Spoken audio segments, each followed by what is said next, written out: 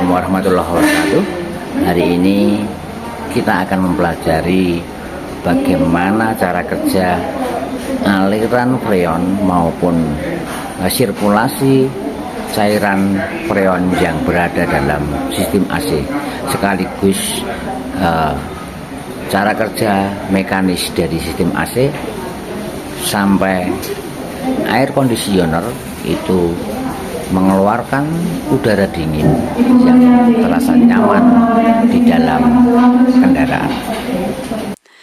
When your heart is racing at the speed of light, and you feel like you got nowhere else to go.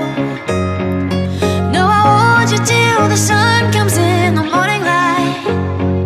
Yeah, I'll keep you safe, I'll never let you go.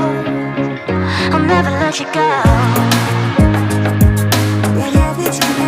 I'll never let you go. I'll never let you go. I'll never let you go. When your heart is racing at the speed of light, and you feel like you got nowhere else to go.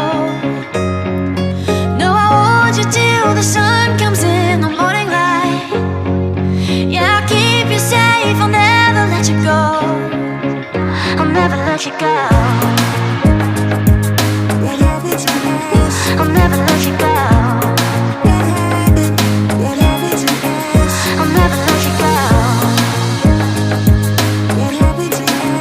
I'll never let you go.